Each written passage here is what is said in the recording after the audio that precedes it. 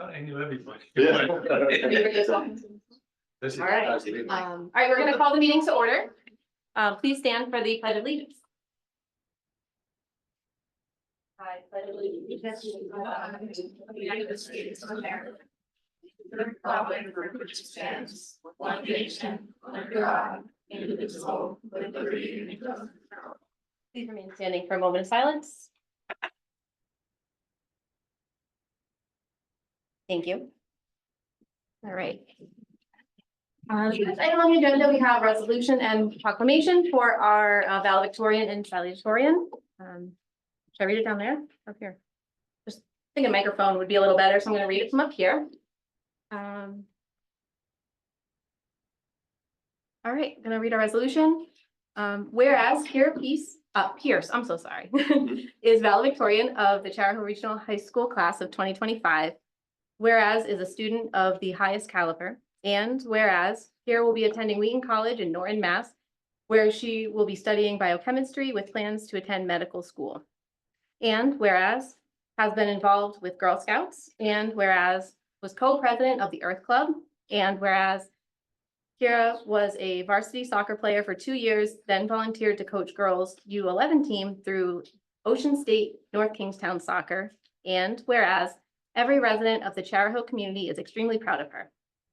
Now, therefore, it be resolved that the members of the town council and the town of Richmond hereby congratulate Kira Pierce for her outstanding academic and extracurricular achievements and wish her the best of luck as she continues her education and pursues her dreams. Be it further resolved that this resolution shall become a permanent part of the official record of the town council of the town of Richmond, given under seal of the town of Richmond the 17th day of June 2025. Congratulations.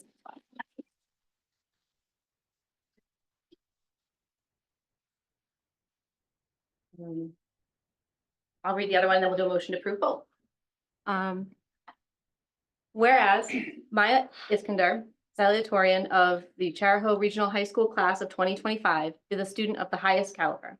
And Maya is a member of the National Honor Society. And whereas has been captain of the girls volleyball team her senior year. And whereas was president of the VAASA, the Vocal Athletes Advocating Against Substance Abuse.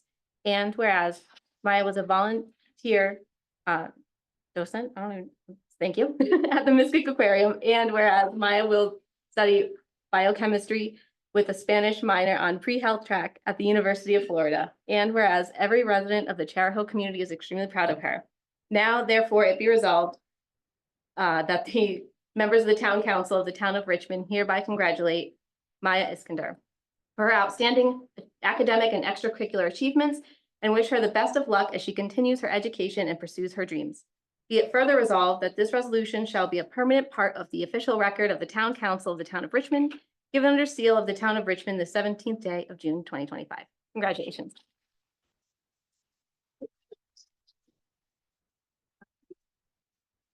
Now, could we please have a motion to approve both of our resolutions? Motion to approve the resolutions honoring the Charahoe valedictorian and salutatorian. Second. All right. Any council discussion? All right, we'll go for, yeah, sure. I just want to say, it's been a while since I've been to graduation. I went more than 10 years ago when my older kids were graduated from Charahoe, and I loved it then. And I went this past year as a member of the council, and it's just such a great ceremony and very uplifting. So I know people don't like to go out on Friday night, but if you got nothing better to do next year on the night of graduation, you should definitely go, because it's great to see the energy and the pride that every student has on their face when they go up and get their diploma. So it is a great, makes you feel good when you leave. So Awesome. Thank you. All right, so we'll go for our roll call vote. Counselor Dinsmore, Yes. Madnick, Yes. Reynolds. yes. And Wilcox, yes. Congratulations again. You You just need the white version? want to go present them? Yeah.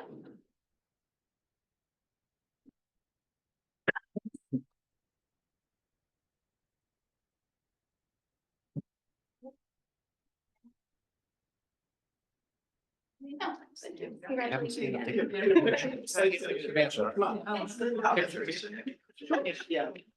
Yeah, we're gonna stand up, we're gonna have a picture. Oh, you want it like.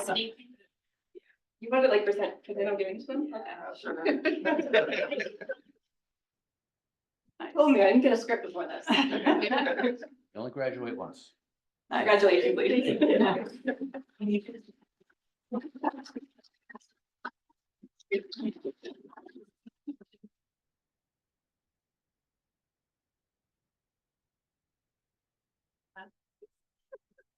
Well, what I said, is there anything before council I should know? That's what I meant. We need Jim to sign, I think, but he's not here. Okay, Yep. Thank welcome. you. Wait, very there's a much second for here. doing that. We really appreciate it. congratulations again. Have a good night. You don't usually get invited to the pictures.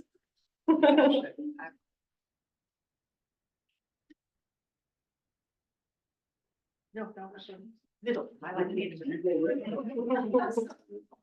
I can't hear. You sit up first. I don't want to sit up. Abby, you can have whatever seat you want, VIP. All right, are we ready to continue on? All right. Next we have the public hearings. I have a motion to open a public hearing for the Preserve Property Management Company. Motion to open the public hearing on the outdoor entertainment license of Preserve Property Management Company LLC for the clubhouse, range, and Hilltop Lodge. Second. We have a motion or a second. Any council, we'll just open the public hearing. Counselor Dinsmore, Yes. Madnick, Yes. Reynolds. Yes. And Wilcox, yes. All right, so we have our public hearing open. Any council discussion before we go to the public? Yeah, just Sure, go one ahead. note. So we're requesting waivers. We just had this come up at a previous town council meeting. The waivers are only for religious, charitable, or civic organizations. So I know this is a unique situation. Preserve is a very unique business in Richmond. How do we handle these types of things? Past councils have done a motion to approve without waivers. There's never been an issue there before, so I don't anticipate there being one again. So if you wanted to do that motion, we could do it again. So moved. Well, I meant like after we close the public hearing, yeah, when we get there. But- Getting ahead of myself here. All right, any other council discussion? Anybody from the public want to speak on the preserve license? All right, have a motion to close public hearing. So moved. Second. All right, we got our motion, our second. We'll go for our vote. Counselor Dinsmore, Yes. Madnick, Yes. Reynolds, Yes. Wilcox, yes. Now we'll go for that motion, please, Counselor Madnick. Yeah, a motion to approve the outdoor entertainment license for Preserve Property Management Company LLC, the Clubhouse Range and Hilltop Lodge located at 87 Kingstown Road between the dates of June 2025 and June 2026, with dates varying by event. I'll second it. Any further council discussion? All right, we'll go for our roll call vote. Counselor Dinsmore, Yes. Madnick, Yes. Reynolds. Yes. And Wilcox, yes. Okay, on to our next public hearing. We have an outdoor entertainment license for Richmond Smoke. Can I have a motion to open this public hearing? Well, All right, go ahead, Counselor it's on the Reynolds. designated hearing opener. Motion to open a public hearing on the outdoor entertainment license of Richmond Smoke, 1219 Main Street. Second, I'll second it. And we'll go for our roll call vote. Counselor Dinsmore, Yes. Madnick, Yes. Reynolds, Yes. and Wilcox, yes. Our public hearing is open. Any council discussion before we go to the public? Nope. I had a note just to mention that last year there was a noise complaint. I'm going to still approve the license, I think, but I just wanted to say to the public, if you have an issue with noise, there's a proper venue for reporting that. So I'd encourage you to do so, because even if we issue these licenses, those noise ordinances are still in place. And I guess as a reminder to the applicant as well, they're in place. Any other council discussion? Councilor Reynolds, I see you. No, I was just gonna add, you mentioned, alluded to it, and I was gonna ask the chief if there had been noise complaints, but you just covered that. All right. Anyone from the public have anything they'd like to share? Sure, go ahead, Mr. Benson.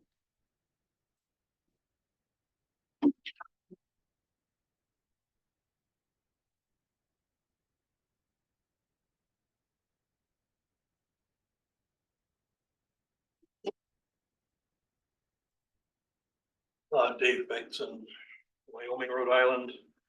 You already alluded to this. I rise, Madam President, to speak against this application. I live about 1,000 feet from the venue. I live in a very quiet neighborhood called Canal Park. Many of you know it. It's got about 35 homes. It's very quiet, except at this time of year when people mow their lawns. That's kind of the extent of the noise. I understand, and I don't presume to speak for anybody but myself. I understand that the town ordinance says that the noise limits are 75 decibels at 200 feet. And looking online, I find that that's about, it was supposed to be about the noise from your vacuum cleaner. But the noise from the live concerts is annoying, especially when it's added to the highway noise and the gunfire from the preserve. I talked to the last council about noise in general. And I'll tell you the same story now that I told then. My son lives in Pawtucket. He was down for dinner one night. It was a summer. There was quite a loud concert at that venue, gunfire from the preserve, lots of highway noise. And he said, it's definitely quieter. It's definitely noisier here than it is in Pawtucket, which kind of struck me. Some concerts are louder than others. I think after that one particularly egregious concert, they managed to tone things down a little bit. Just wondering if there's any way you can mandate some sort of monitoring of the noise levels when these concerts take place. Thank you. Thank you. Anybody else from the public like to speak? Sure, go ahead. When you get to the podium, please state your name for the record.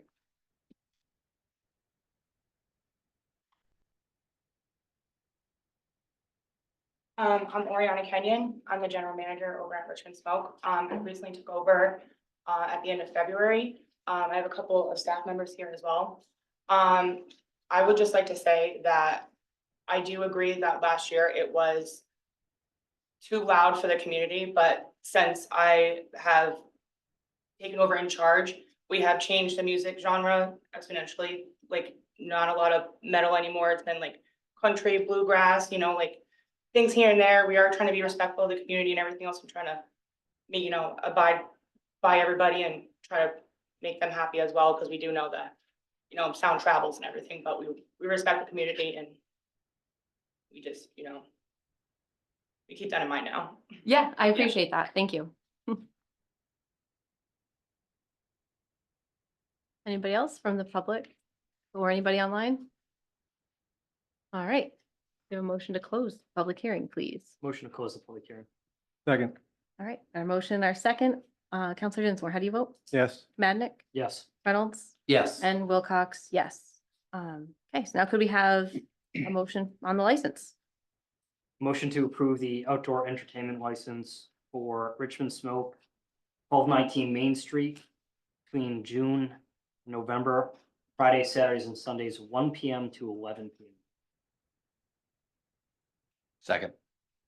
All right, so we have our motion and our second. We'll go for our roll call vote. Counselor What can Dinsmore. we just, Oh, further discussion? yeah, Sure, go ahead. I just want to, you did, but I want to thank Ms. Kenyon for stepping up and letting us know the change in, circumstances there. And I would, if you haven't already, maybe encourage you to exchange contact information with Mr. Bankston, just so if there is an issue, you guys can talk about it. And, maybe you could check in with him just to check in, but I appreciate you stepping up and being here and wanting to make things, good for everybody. So I appreciate that. All right, any other council discussion? All right. Counselor Dinsmore, how do you vote? Yes. Madnick, Yes. Reynolds? Yes. And Wilcox, yes. All right, so that's all for our public hearings. Now we have licenses. First one is an application from the Preserve Hilltop White Birch for a 1-year indoor entertainment license. Motion to approve the indoor entertainment license for Preserve Property Management LLC, the Hilltop White Birch, located at 2 Bumblebee Lane, for a 1-year license. Second, All right, we have our motion, our second. Any council discussion on this one? All right, we'll go for our roll call vote. Counselor Dinsmore, Yes. Madnick, Yes. Reynolds, Yes. and Wilcox, yes. Great. Another indoor entertainment license, another for the Preserve Clubhouse Double Barrel. Motion to approve the indoor entertainment license for Preserve Property Management LLC. Clubhouse Double Barrel at 87 Kingstown Road for a 1-year license. All right, Second. we got a motion and a second. Any council discussion on this one? Madam Chair, yes. Sure. So I just want to note to the residents in the audience that there's an interesting circumstance here where the preserve is asking multiple licenses here for both outdoor and indoor entertainment licenses.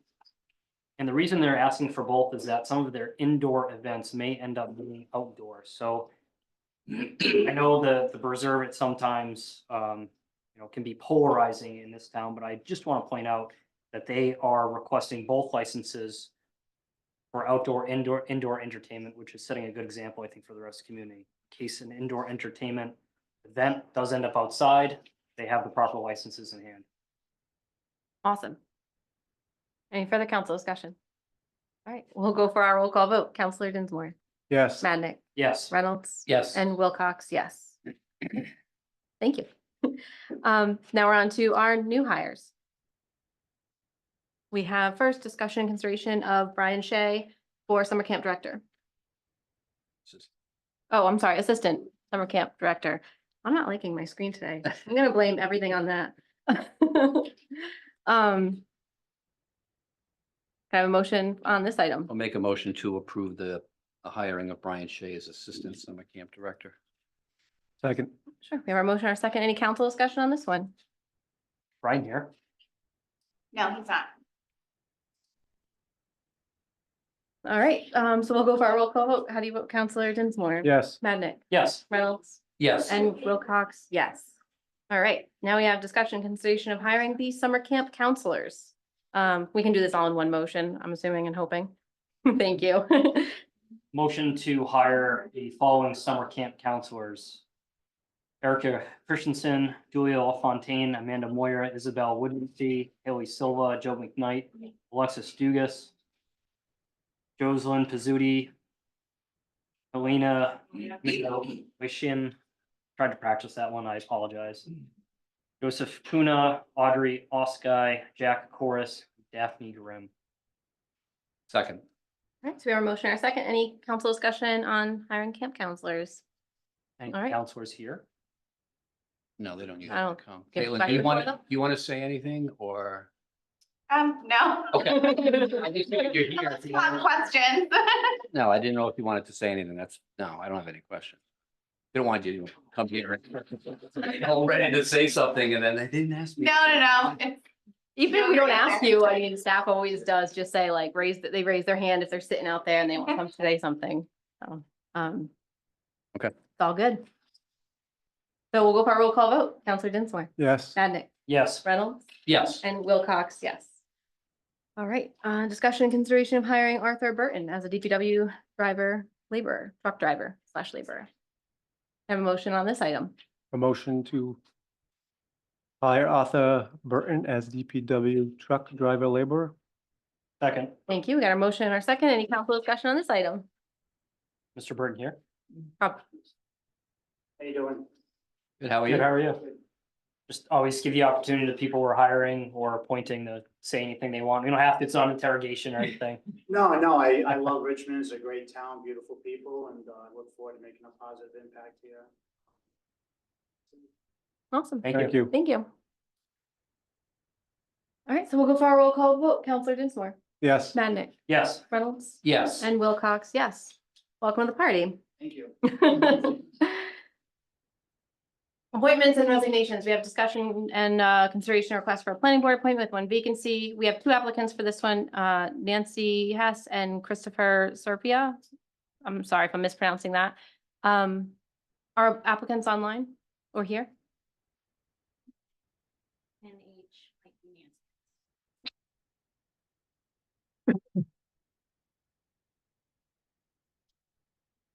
And Christopher, if you're online, please raise your hand, let us know you're there. What I was thinking we could do is hear from both applicants, kind of like we did with other ones when we have 1 position and 2 applicants, and then we'll put a motion on the floor for decision-making. Here behind us. Nancy, you should have audio. I'm gonna face. Good evening. Good evening. We can hear you. Did you want to share a little bit about why you're interested in or coming back to the position? Anything else you'd want to share with us is great as well. Sure. I've been a town resident for about 35 years, and of that time, I think 20 or more, I have been a previous volunteer for the planning board. With the recent brief hiatus, I think that's probably one of the longer serving members. I am a professional planner. I worked for the federal government, the private sector, 3 municipalities in Washington County, and am currently employed by statewide planning. So I would like to return to volunteering and helping my own community with my planning skills. Awesome. Thank you so much. Erin, did we find our other applicant on there?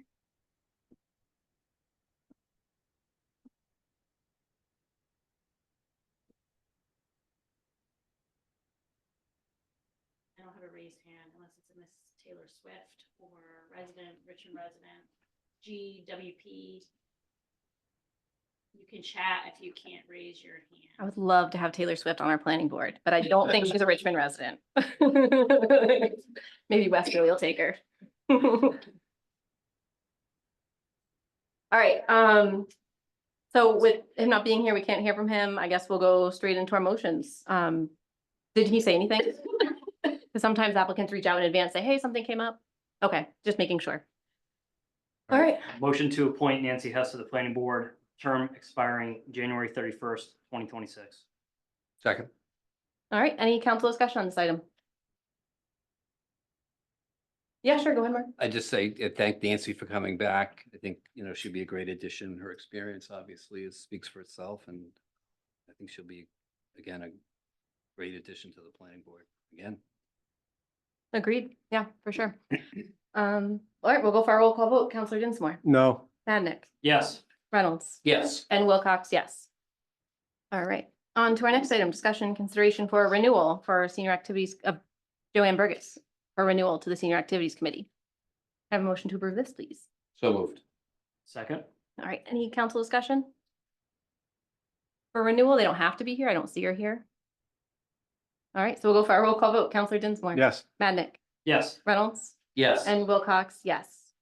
All right, we have Jacqueline Lombardo request for renewal to the Senior Activities Committee with a term expiring May 31st, 2028. Can I have a motion to approve this? So moved. Second. All right, any council discussion? All right, we'll go for our vote. Counselor Dinsmore, Yes. Madnick, Yes. Reynolds, Yes. and Wilcox, yes. Now we have discussion and consideration of Jeffrey Noble's request for appointment to the Finance Board. He is here, trying to hide. If you don't mind just stepping up and sharing a little bit of your interest in the Finance Board.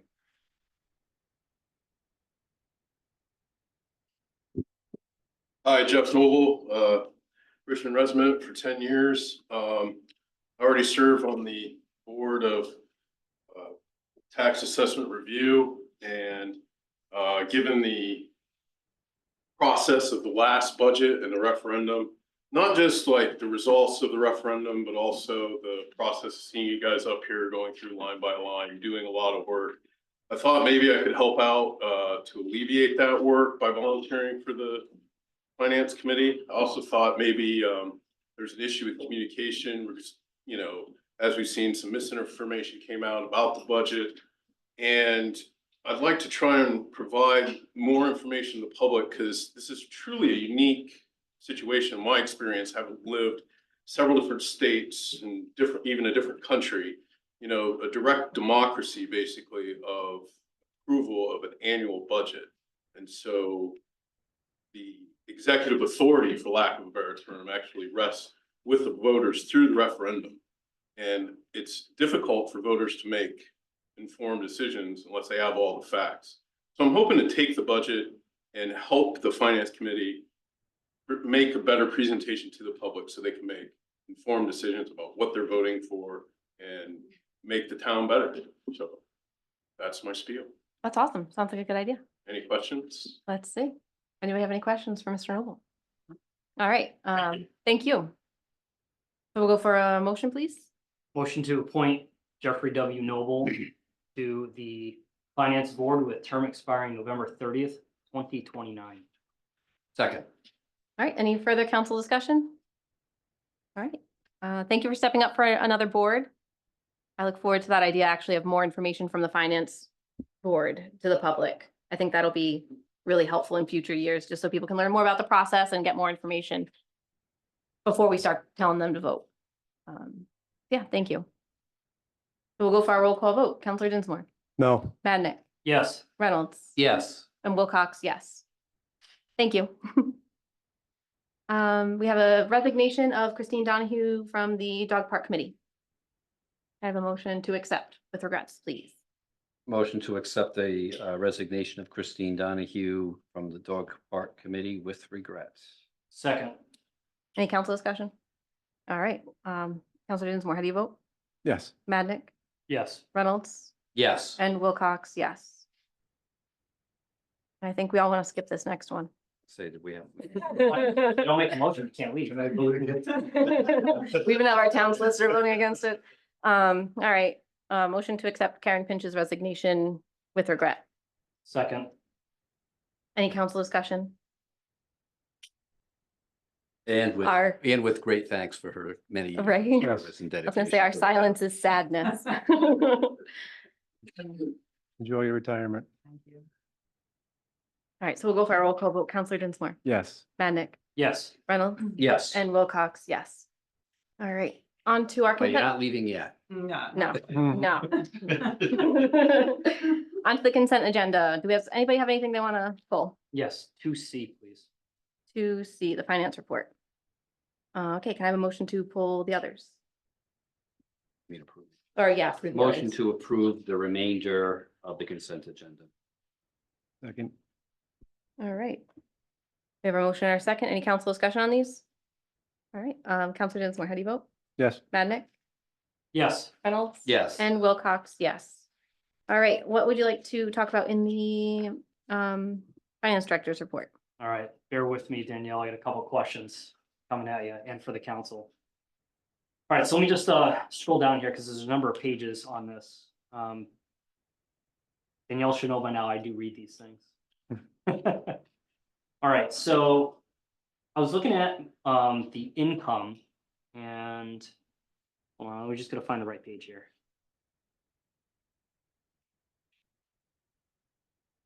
Revenue. So in miscellaneous income, year to date, it's 250,715. The projection in the budget was 136,500. So we've doubled the income. And then I went and I looked down further on in the detail for income, and I saw that the detail pay for police officers was way higher than what we expected. So I think, and correct me if I'm wrong, just if I'm understanding this, we get paid for the detail pay, and that detail pay then gets transferred to the police officers. Yes, we pay the police officers after they do it immediately, and then we get reimbursed from the companies that do it. But if you look at the next under detail revenue, and then you look at the detail pay, you kind of have to subtract those two, Right, and that will give you what's left over. okay.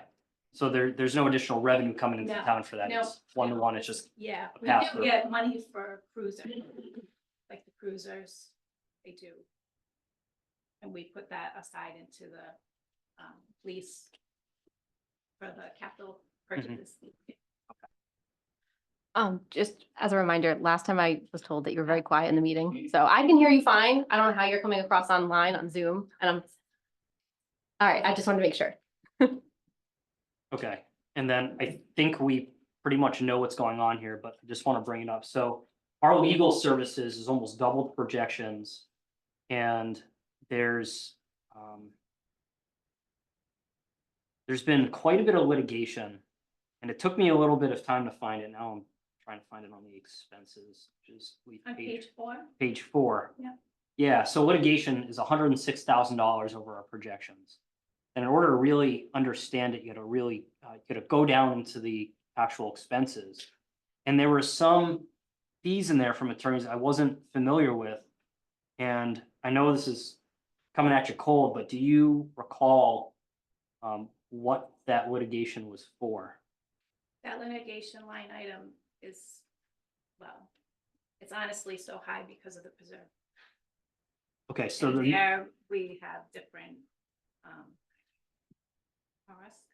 Maruzak. Maruzak is the, Is there a specific law firm Yeah. you're referring to? yeah, now, well, there was one in there, I noticed, I'm gonna find it.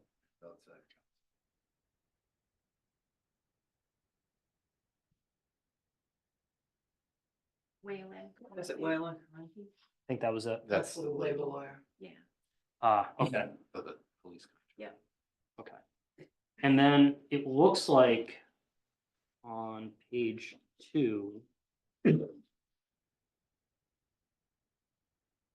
of revenue, so summary of activity, year to date, are we expected to have almost $491,000 of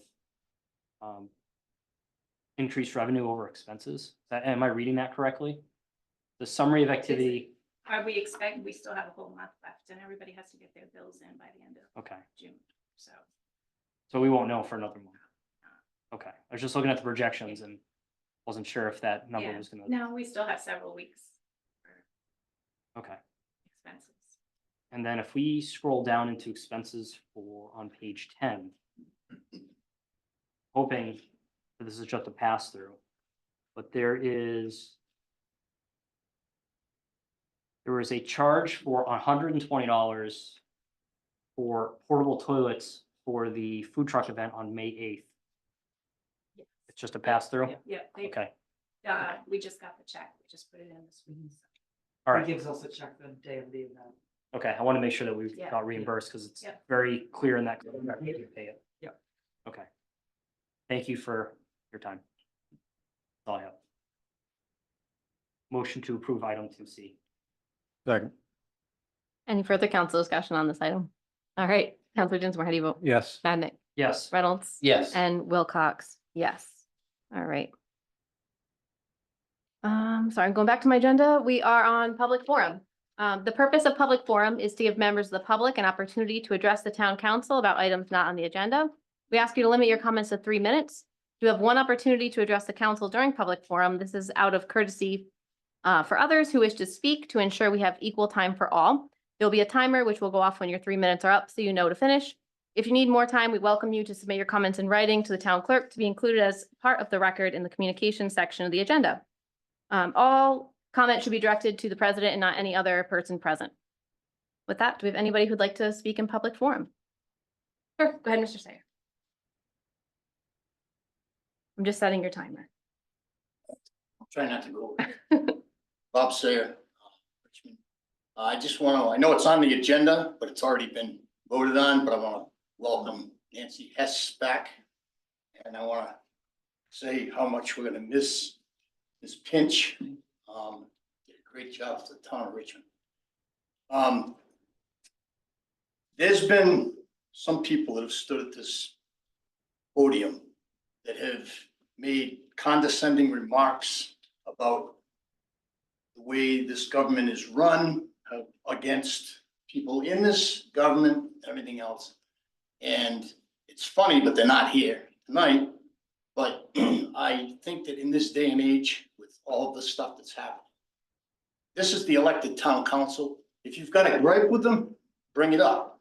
But to grandstand and make a big point about nothing, which one in particular has done.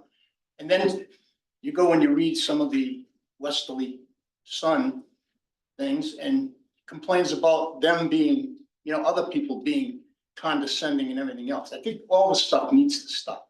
Let's treat people with respect like they're supposed to. You're in elected positions. I personally think this is the best town council that I've seen in a long time. Thank you. Thank you. Thank you. Go ahead. I You- have to get up there. You can stay there. Thank you. I just want to say that I'm an old lady and I have been here since we've had town administrators. I've known them all. And I am so sad to see Karen leave. She's been an excellent one. and I am very sorry she's leaving. Thank you, Ivy, you're very sweet. Thank you.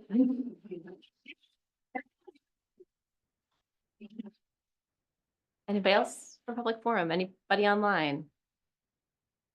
Nope. All right, we will go on to reports. Lady of the hour. All right, so the first thing I want to do is just share some information about the community center that we're sharing with Hopkinton. Hopkinton is currently renovating a building that was existing. They've gutted it. I did tour it on May 23rd, and Erin actually has some photos that I took.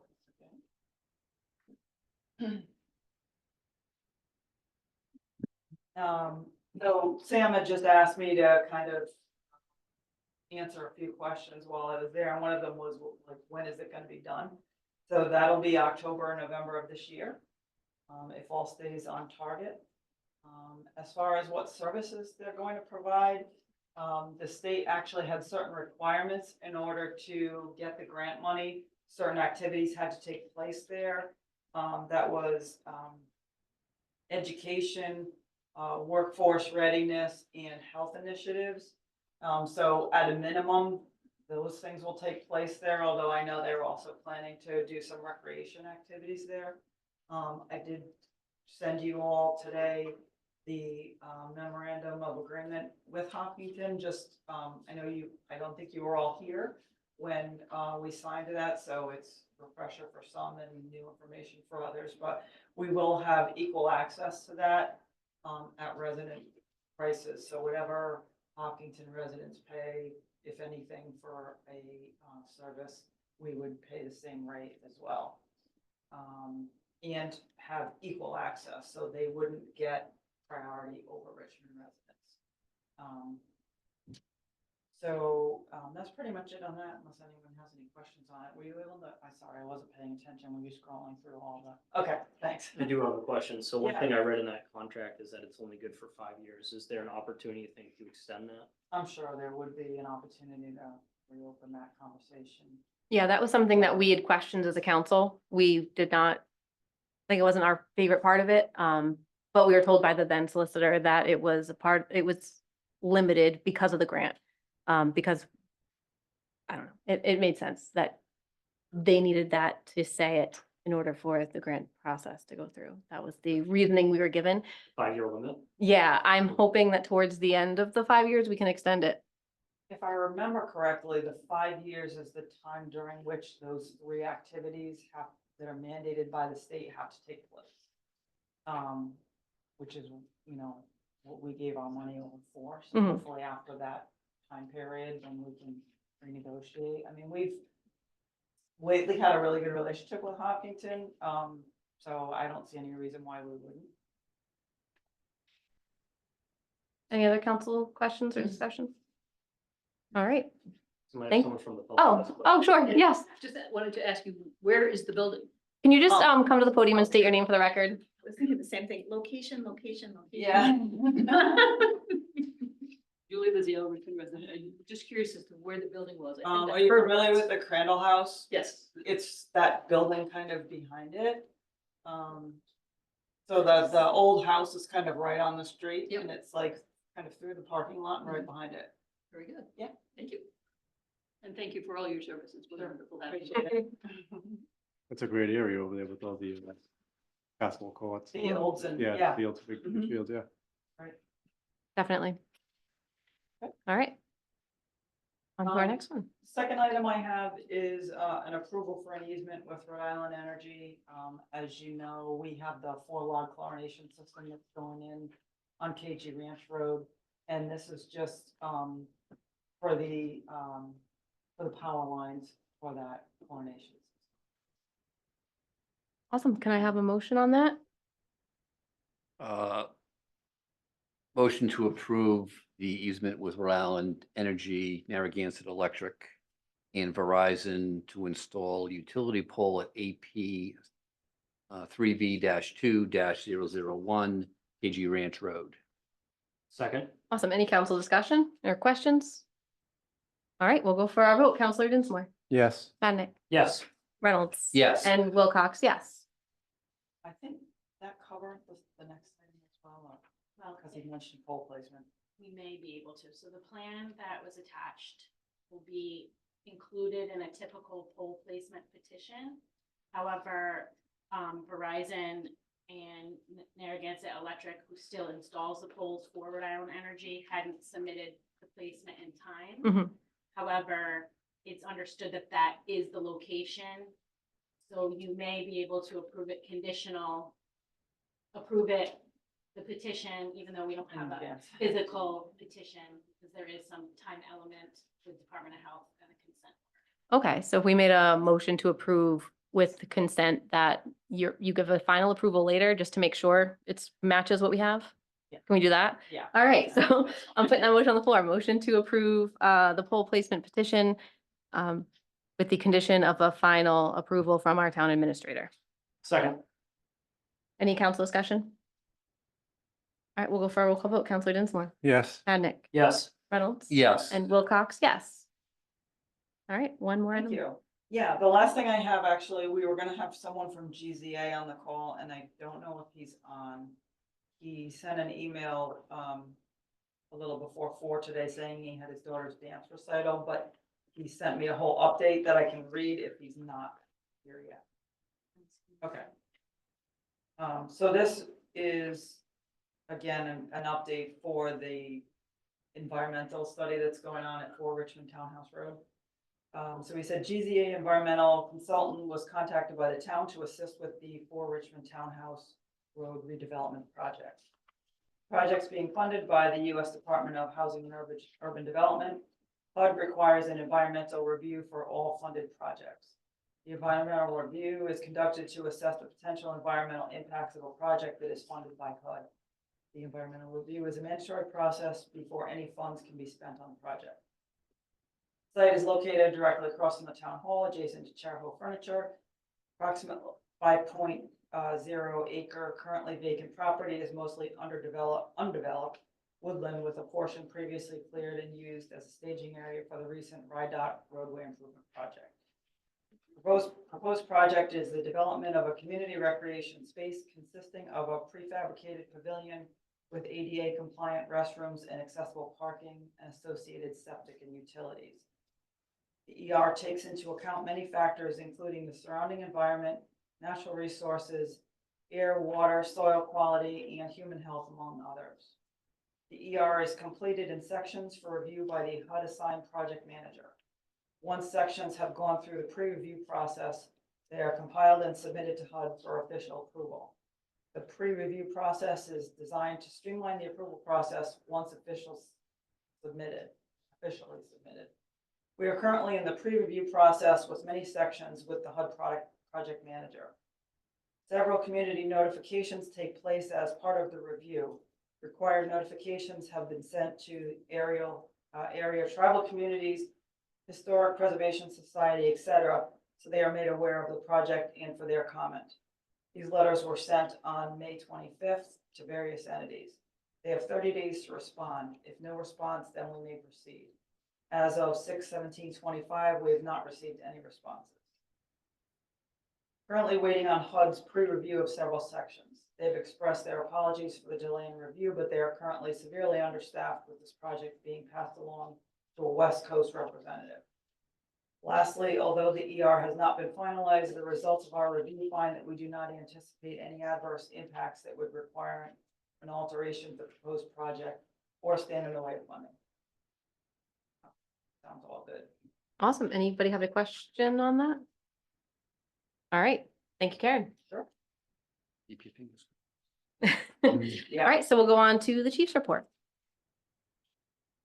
Everybody, Good evening. How are you? folks, how are you? I have to comment like everybody else. Served with Karen Pence for the last 10 years has been an honor.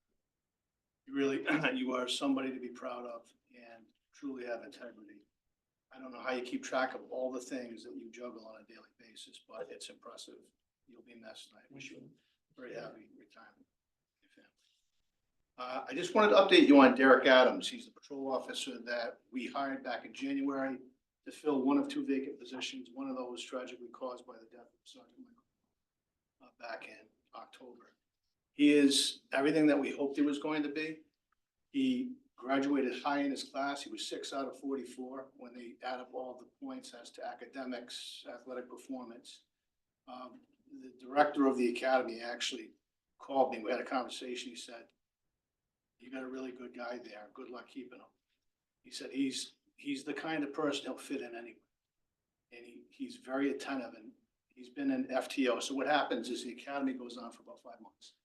And when you graduate from that, you have about 14 weeks of field training. The senior officer who's been trained in observations of all the requisite skill sets that you need. I mean, the most important thing is hiring the right person that has the right personality, has integrity and honesty, cares about the public. They're going to succeed because that's what the public wants, and they create less problems because in his instance, he really treats people respectfully and professionally. But the FTO trainers are so impressed with him at his level of attention to detail, taking notes while he's learning, trying to get the best performance he can out of himself. Just really impressive. So he's in a he probably has about 10 weeks to go, depending on where he's at that time. But right now, he's right on track. And I'd like to thank the field training officers we have, Ryan Donahue and Brock Taylor, and Andy Brady filled in on. Awesome. Thank you so much. Thanks, Chief. All right. Yeah. We're not in a public forum. We're on to the town clerk's report. I wanted to follow the chief, if you didn't mind. It has something to do with the police department. Sure. Problem? I've been at the high school for quite a while now, and the chief sent over Patrolman Mike Ellis, who today's the last day of school at Charahoe. Patrolman Ellis was the SRO, did a remarkable job for the high school. Not only did he take care of the kids, but you found out that the kids approached him and had conversations with him, initiated by students. That's unbelievably wonderful. That goes to the professionalism of him and also of our chief for giving him to us. And I want to shout out to him. Perhaps the town council in the future might want to have a commendation for this gentleman. Thank you. Thank you. I agree. He's amazing. Excuse me, do you mind if we grab your name, sir? Your name for the record. Oh, Cardozo, Cardozo. First Wood name. River Junction, Robert. Thank you. All right, on to our clerk's report. Okay, so, based on last week's vote, I confirmed with Danielle and her timelines and the Board of Elections. And, I think we alluded that we could probably have it July 1st, however, that's 4th of July, and I have concerns of having enough poll workers. Plus having it a popular holiday vacation might not be ideal for a vote. So Tuesday, July 8th is what is proposed, and the voting hours the same.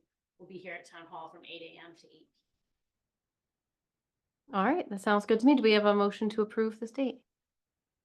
Motion to set the date for the Richmond budget referendum on July 8th, 2025, 8 a.m. to 8 p.m. Second. All right, so we got our motion, our second. Any council discussion? All right, roll call vote. Counselor Dinsmore, Yes. Madnick, Yes. Reynolds. Yes. And Wilcox, yes. I see you need us to approve the ballot question as well. Yes, so I don't know if it's the preference of the council to have the previous question, which was, shall the Richmond municipal budget for fiscal year 25-26 as adopted by the town council? Or should you want a new one? I have to let the printer know. Okay. I like it as is. Anybody else I want mean, to say something else? my only thought was to add the word revised, since it was revised, so people understand it's different than it was before, but that's 6 of one, half dozen of the other. I think at least it's clear that this is revised from the previous. I support that. You want to put it into a motion? Sure, I make a motion to approve the ballot question, just to add the word revised to what Erin just So stated, where would you want to just say the question? Like, where do you want it to say revised? as revised by the Richmond Town, revised budget adopted by Okay. Richmond Town Council. Perfect. how the Richmond municipal budget for fiscal year 25-26, as revised and adopted by the town council, be approved. Sure. Second. Any council discussion on that?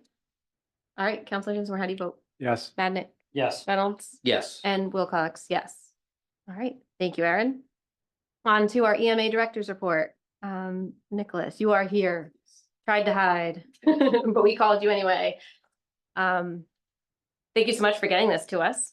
Yeah, of I'll course. turn it over to you to share what you'd like to share. So just met with Talia and Gary. Talia is our town planner, Gary, our DPW director. Reviewed the items that were presented as hazards. There were 29 in total first in 2022.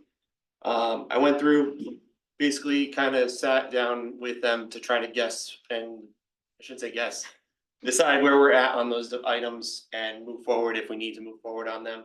I sent the memo to Karen. I believe she forwarded it on to all of you as well. Basically, I laid out every question and reference back to the hazard mitigation plan to try to get you guys as much information as possible. Most of the items are either in progress, have been completed, or have been addressed based on where they're going to be in their progress. So for that much, it's pretty much up to date now. Awesome, So appreciate it. Any council questions? Yes. Sure, go ahead, Counselor Madnick. Bear with me. This is Okay. gonna be a while because I read through this whole thing. It was very important Yeah, that we went through this. So I'm basically gonna go down the same numbering scheme that you provided us based on the actions in the hazard mitigation plan.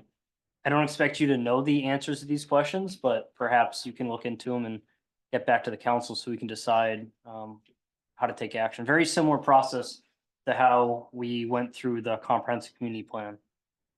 It's important that we go through these and understand what needs to get done and how the council can help facilitate this, because this is really important to town residents. Make sure that we can protect our town and protect the safety of everyone that lives here. Okay, so number one, which is the implement the mitigation strategies identified to reduce flood vulnerability and routine damages in the Valley Lodge neighborhood. So there is a grant through the Natural Resources Conservation District that was implemented and awarded to study the flooding in Valley Lodge. Do we know what the status of that study is? Do we have any results from it? I do not. I can try to get answers on that. Respectfully though, with the agenda item like listed as a hazard mitigation update, right?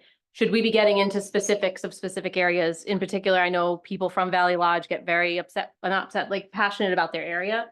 I would just want to just proceed with caution with getting too far into it. I don't know. That could just be me because the agenda item does just say, I'll go to it because I have my notes up I think it's instead. fair that I can ask questions But about I what just- that we asked. No, I'm not saying it's not fair. You can't ask questions. Nobody's saying you can't ask questions. It just says EMA Director's Report, Annual Hazard Mitigation Plan Review. I just, with the first question being about Valley Lodge, it just gives me a little bit of pause, just because I know that a lot of people would want to be a part of that conversation and be notified of it. That's my concern, but I think that would be a concern, I guess, for the solicitor to I think that's. help us out on. Concern. Sure, go ahead. No, Counselor Ellis. I think the question is, what's the status of the study? That's not, what are we gonna, it's not what are we gonna do about it? It's Right. What's the status of this study? And I think that's fair. Exactly. But I'm saying when we go forward, proceed with caution and just give what we know, what we don't know, and we'll come back later with it actually being noticed on the agenda. Sure, go ahead, Karen. I have some. You might have an information answer. that Yeah. Actually, just this week, got an announcement from NRCS about a stakeholders meeting related to this PL 566 project. And that meeting is July 1st at 10 a.m. at our community center on the second floor of the police station. I can share that flyer with you all. That would be good to share everywhere. Yeah, I mean, I think we should put it on the website and Facebook page as well.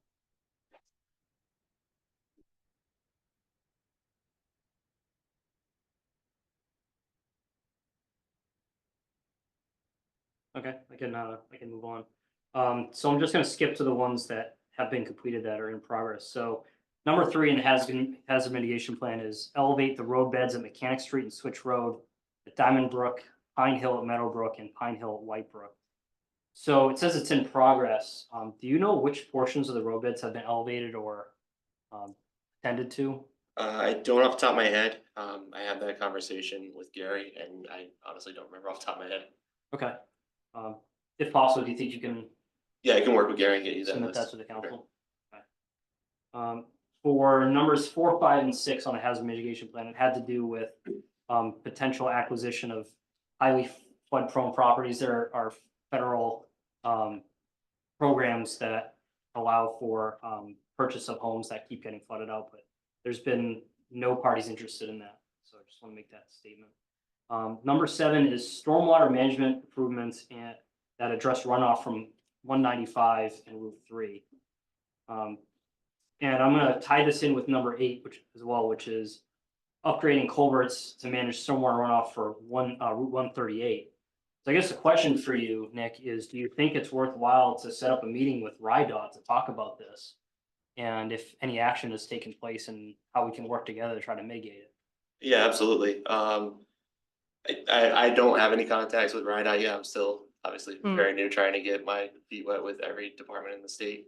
But this was just to get you guys a report of where we were at from what the information I was able to gather in the couple short months.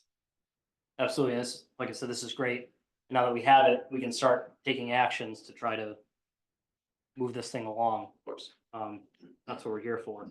So number 9 is interesting. It's update design storm precipitation amounts for subdivision design. I know that Talia's here, so she might pipe in with this one, but I don't believe that the town manages or regulates the stormwater precipitation amounts. It has to do with RIDM, with the RIPTES permits. Does the town have any input or control over how these stormwater management precipitation calculations are performed? I'm not sure on that. Talia would be the better one to speak on that for sure. I'm not prepared to opine on that right at this moment in time. Okay. All right, so number 10 was hire a grant administrator to be tracking, pursuing, and managing hazard mitigation plan related grants.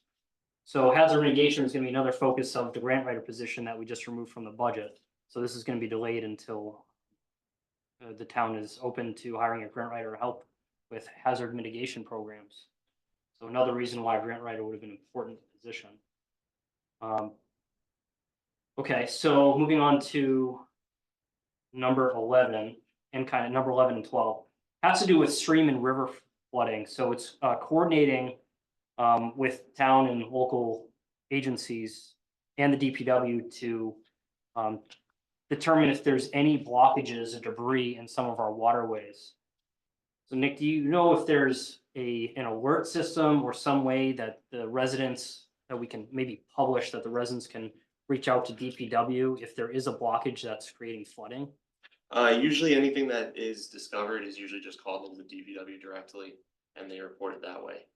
Okay. If it's a major event, we open the EOC, the Emergency Operations Center.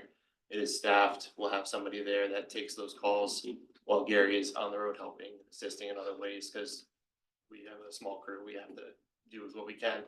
But we do put somebody from EMA in the EOC to take those calls and try to help in any way we can. Do you think it's worthwhile to consider putting something on the Richmond website about contacting DPW if there is some kind of blockage? Potentially, yeah. As long as it's address it as major blockages that could potentially cause more flooding and damage to other properties. I think that's the big thing. If it's a small drain that's just a little puddle at this point during a major event, that might end up further down the list than something that's majorly causing a road to be closed or something like that, where we have to address it right away. All right, so moving on to numbers 14, 15, and 16 in the plan, which have to do with wetland restoration, pursuing permanent land protection for various parcels within Richmond that happen to be high priorities for flooding. So has the Conservation Commission been engaged at all about progress on these, and if there's any interest in moving forward with some of these mitigation actions? I haven't heard yet on that. Do you think you can reach out to them Yes. and ask if there's been any movement, and maybe we can have a discussion as a council and the Conservation Commission on what we can do about those? Do you want to put that into a motion? For for direction to town employee? Yeah, it's gonna kind of wait till the end. That was the first direction I think I heard. Okay. All right, so I will make a motion to request our EMA director to reach out to the Conservation Commission to discuss items 14, 15, and 16 and their status in the hazard mitigation plan. Second. Any further council discussion on that one? All right, we'll go for our vote. Counselor Dinsmore, Yes. Madnick, Yes, Reynolds, Yes. and Wilcox, yes. All right, on to your next question. or else there's 29 of these. So Yeah, we'll have fine. to go through. I Do guess we- yeah. just pause. Do we know on, so number 17 is implementation of the recommendations from the PL 566 program, but since we just got some information that they're gonna meet with us, I guess that's, my question's moot, but essentially what I was gonna be asking is how any of that was being implemented, some of their direction, but we haven't had anything yet. Number 18 is raising the retaining wall around the pump station at Wood River Drive. Do we know if anything if there any action has been taken for that, if it's how it's being funded? Because I don't remember seeing it in the capital improvement plan. Just in conversations with Gary again, it's been on the list of projects. It's not if you following with what the hazard mitigation had laid out, it was not labeled as a high priority item.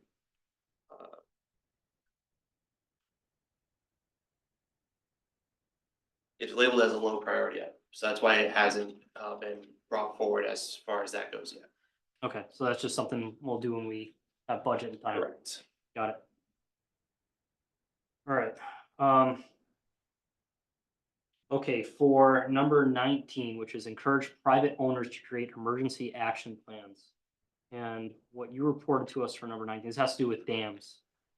You said the Wood River Dam has an EAP, emergency action plan that was submitted to RIDOT, since it's a RIDOT dam.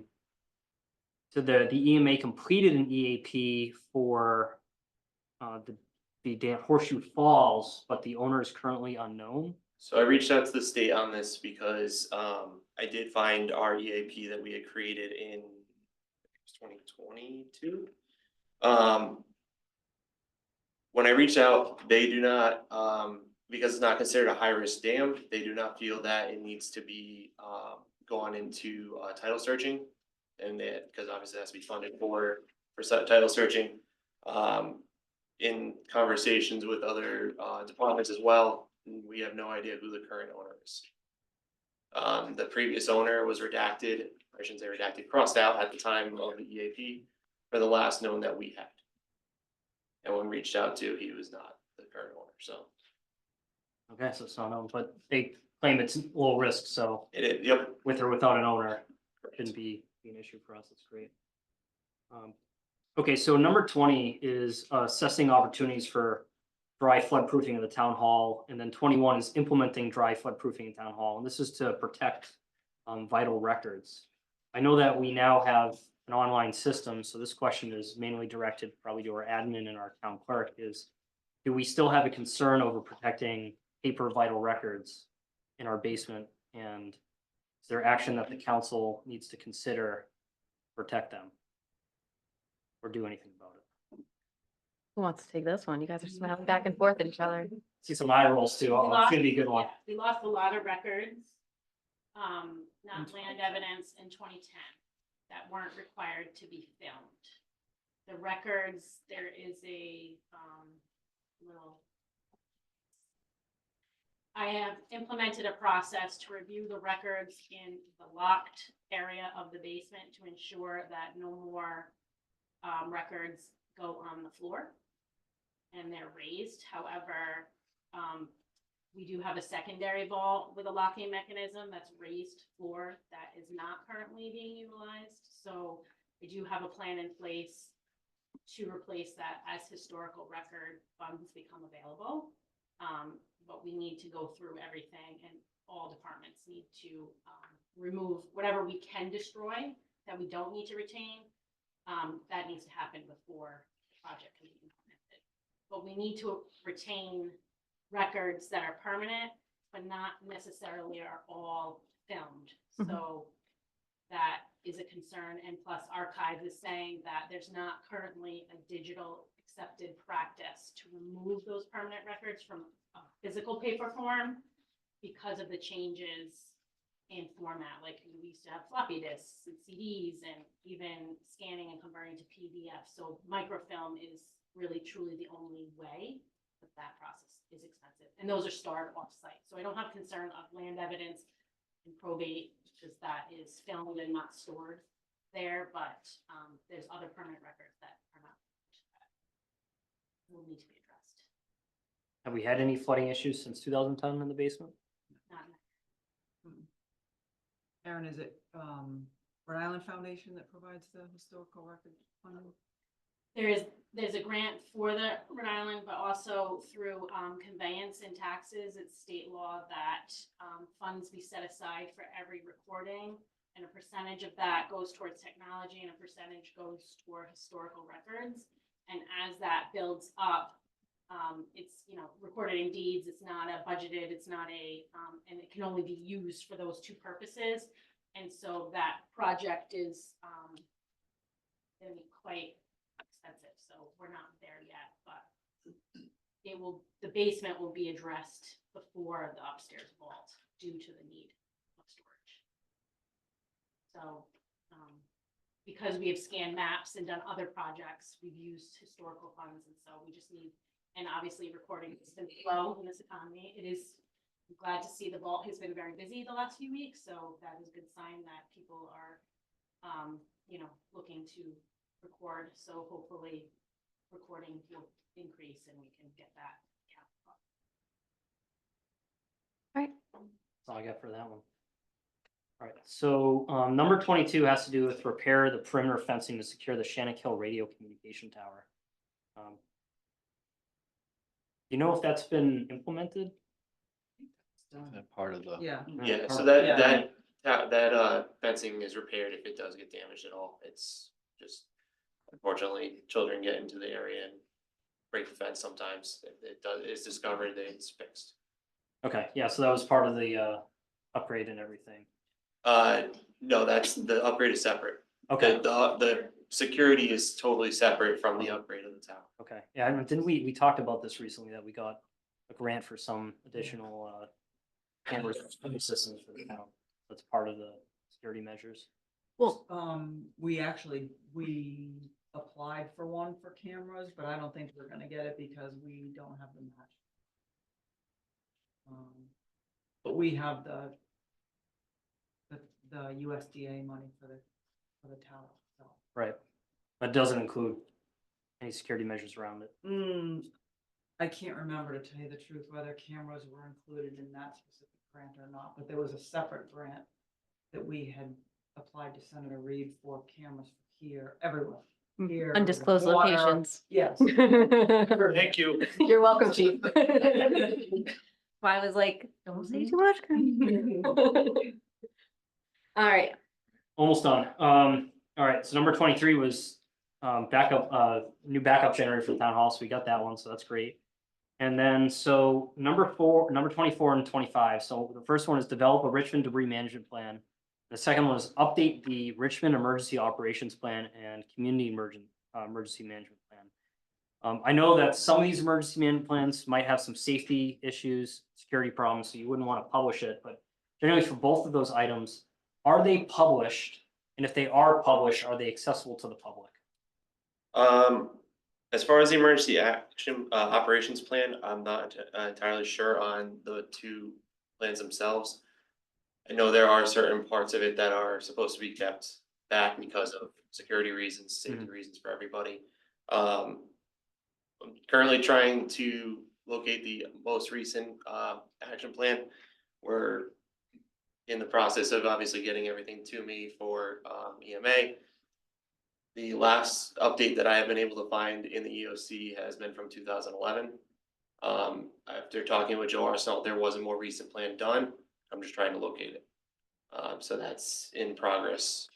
And once I do get the most current one, it will be updated to today or when it gets done. All right, moving on. All right, so number 27, 28 have to do with fire protection. So 27 is develop a wildland urban interface fire plan or community wildfire protection plan, and 28 is improve emergency access to fire gates.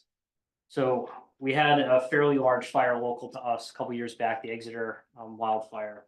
And there was a new forestry initiative that was actually chaired by our district representative, Megan Cotter. Do you know if 27 and 28 are being addressed as part of that new forestry initiative? So I believe they are in there as well. I'm not entirely sure how much of them is involved in it, but from my understanding, there is a lot going on from Representative Cotter's side, as well as the chief of Richmond and a few other chiefs in the area that are heavily involved with it. Okay, and then the final one has to do with increased public education on tick-borne diseases. The Conservation Commission is the lead on this. Do you know if there's any additional information published on our website about that? You said it was unknown. Yeah, I did a little bit of digging. I couldn't find much. I know Department of Health has a little bit listed on their website. Other than that, I'm not sure on other resources we have, if we have anything posted here or if we have anything posted. I didn't really find anything on our website. So, well, it might be worth considering URI, which is right down the road, of course. They have something called a tick encounter, and it's a fairly straightforward website that you can go and click on. It'll tell you all kinds of information about ticks, what kind of ticks we have, what kind of disease they carry, and then how to get them tested.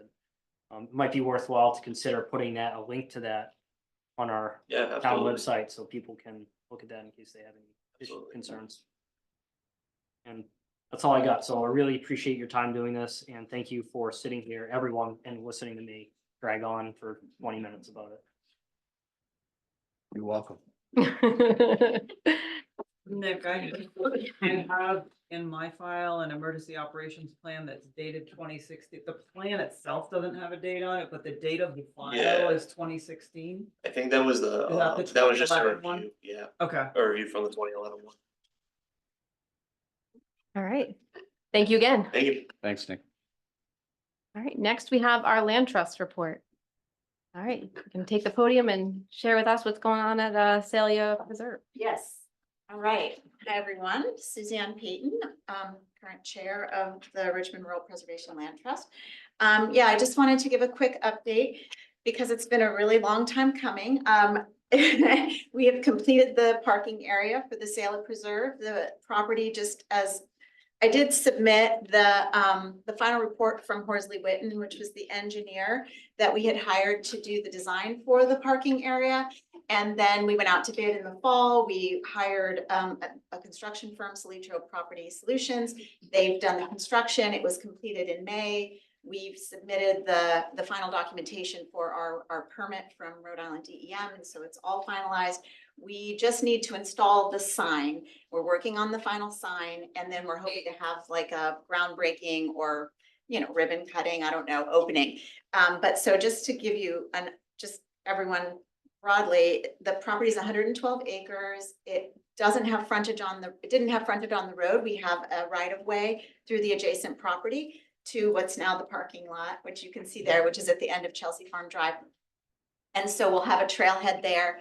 We had an Eagle Scout back in 2022 construct a kiosk on the actual property, which will be just sort of down the trail a little ways.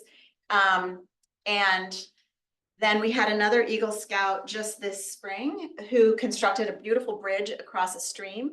And we've got about a 1.7 mile trail that's already blazed and ready for the public. So as soon as we get a sign installed, we'll be ready to open it. And this was funded through a trail grant from Rhode Island DEM. We originally applied for the grant in 2020. Karen knows this, with the permission of the town council. The low bid was way above that.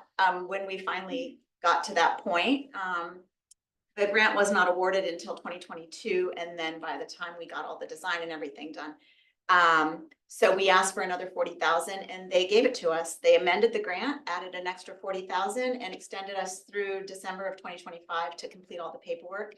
So we've been submitting all of the documentation and they'll be reimbursing us for, I was worried Dan was gonna bring that up, that we've paid out over $100,000, but it will be reimbursed as soon as I get everything into eCivics from Rhode Island DEM. And I think that's it. I just wanted to, we're excited. So it's a beautiful, beautiful property. It's really gorgeous, really hilly.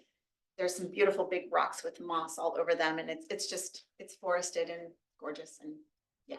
That's awesome. Thank you so much for all the work you put into that. Years and years, the whole committee put a lot of work, our land trust put a lot of work into it. And I really appreciate, you guys volunteering and putting your time and effort into it. I have one question. Sure. Is it open to the public? We're here talking about it. If someone were to go there, would they get in trouble? No, that's the whole. Okay, so that's it's now the whole open. point is Good, that perfect. it's open to anyone, everyone.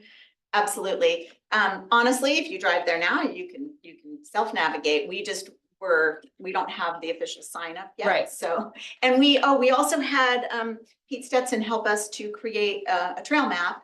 So he GPSed the trail. We've got the map. We need to have it printed and then posted on the kiosk.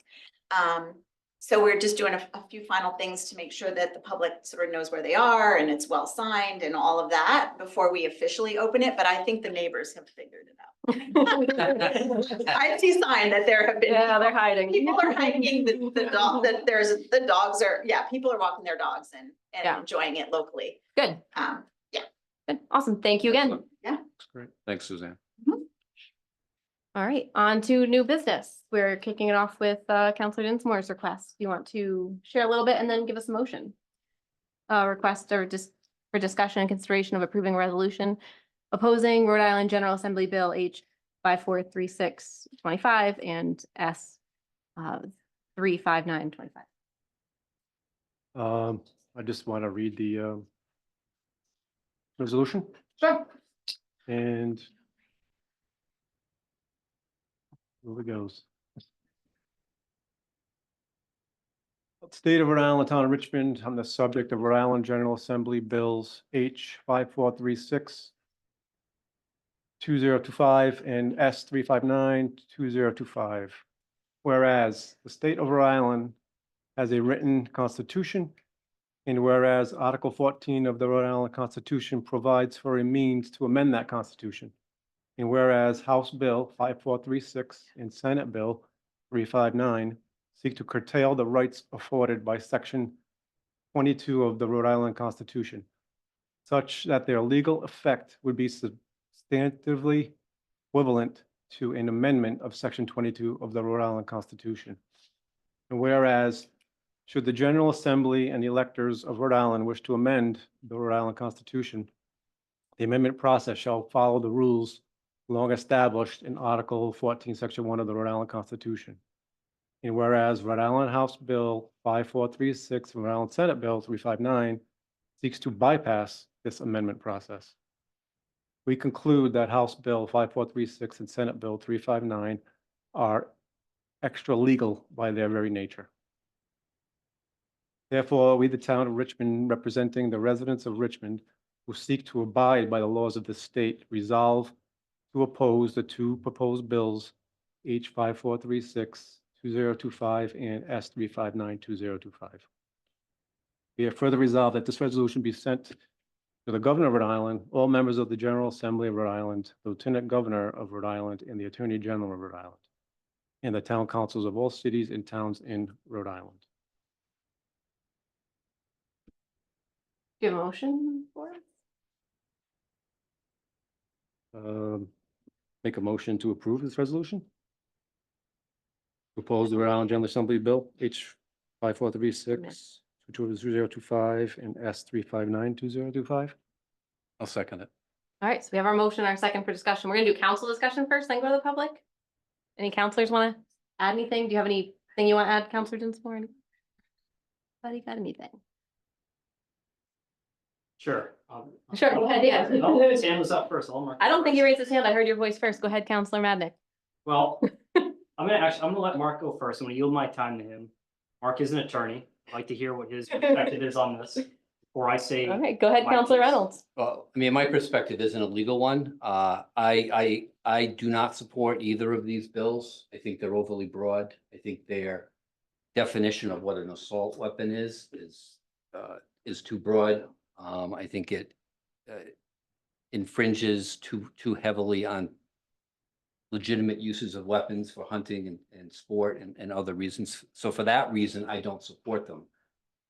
The issue I have with this, the language of the resolution, is we're essentially saying we think it's unconstitutional. I don't know if it is or it isn't. I don't support it, whether it's constitutional or not. I don't support it. I should say, there's two bills.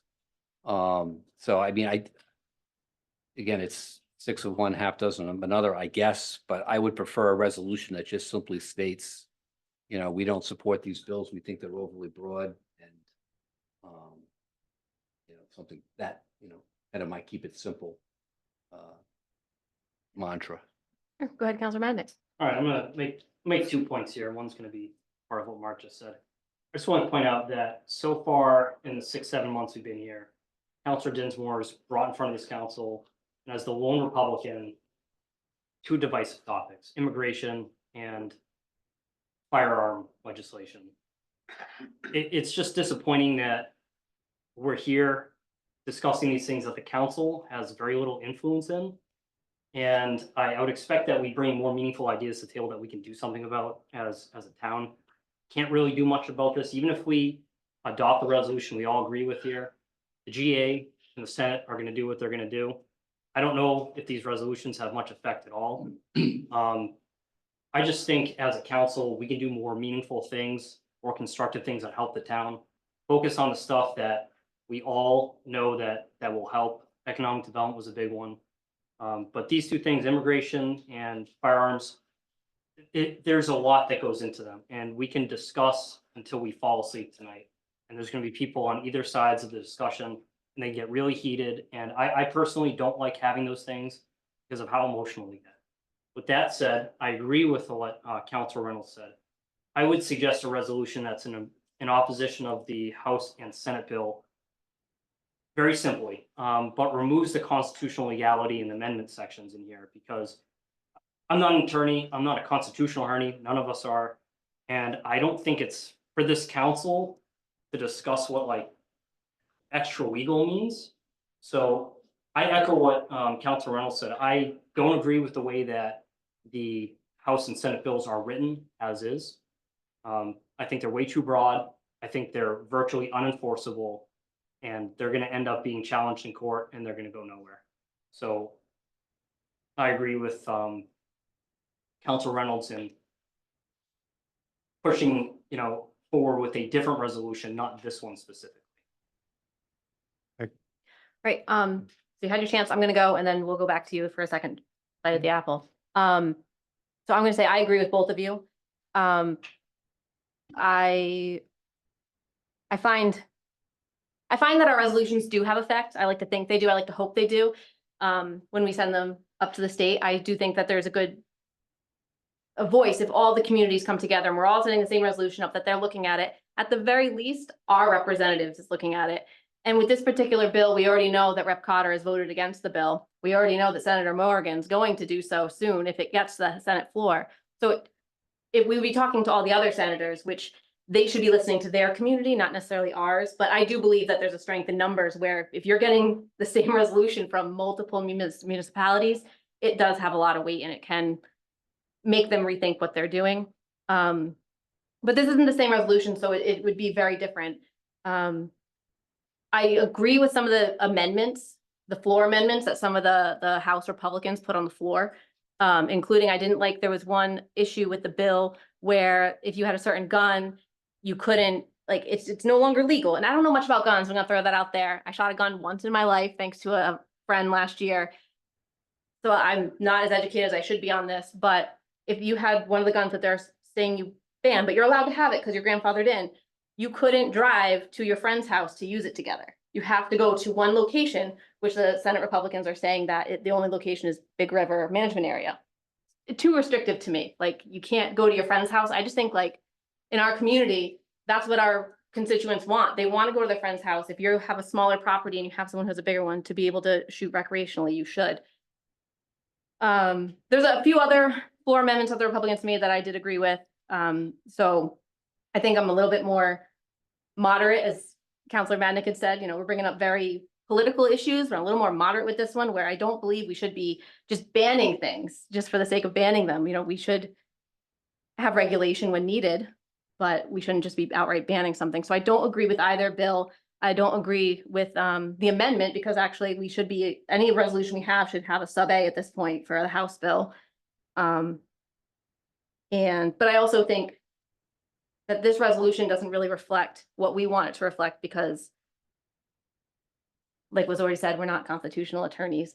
And I do think it's a little too late in the season, in the session, because now by the time we amend a resolution and get it to the Senate, get it to our representatives, it's almost over.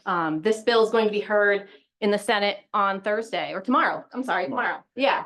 And it's already passed the House. So I just feel like it's a little too late. And actually, I know this was given to us by a constituent. I have a lot of respect for that constituent. And I told him this directly. You know, I don't want to bring this to council because I don't want it to create a polarizing issue. We're all getting along so well. The community's getting along way better than I've seen in the past with council. So I wanted to keep that momentum going. So I told him directly I wasn't going to do it, but I did actually submit written testimony in opposition to these bills and sent it to my senator and my representative. So I would encourage anybody else to do the same. I think that's all I have to say, hopefully. Councilor Dinsmore, you had more you want to add? Yeah, I just wanted to say that I hear your feedback, and that that's the reason why I brought it, because I was approached by Gary to do so. That's why.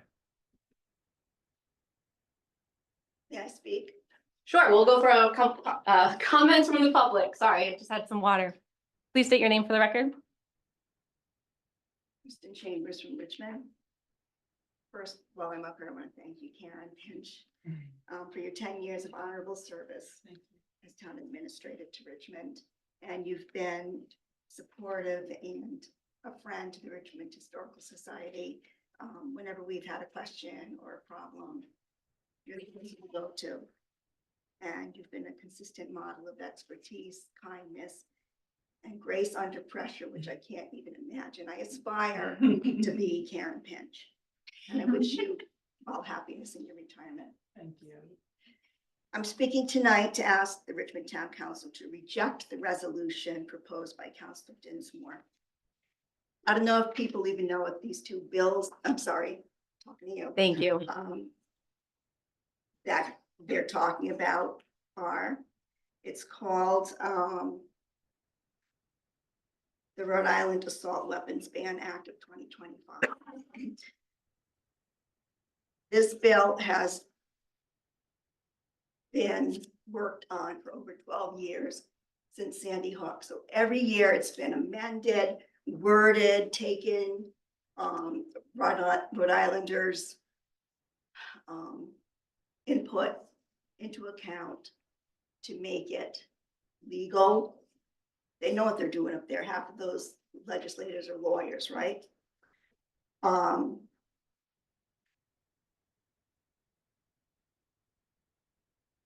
find my place. Okay. And what the bills do is to seek to restrict the manufacture, sale, purchase, and possession of assault weapons. You may say, oh, they don't describe it well. You know, there's so much gunsplaining that goes on when these hearings are on. In the bills, it tells you what they consider an assault weapon. So people are not just saying, okay, yeah, this is an assault weapon. They know what they're talking about. Assault weapons are exceptionally deadly firearms, commonplace in mass shootings. A poll conducted in February 2025 indicated that 64% of Rhode Islanders support a ban on the sales and manufacture of assault weapons. We're not just talking people in the city, the big city.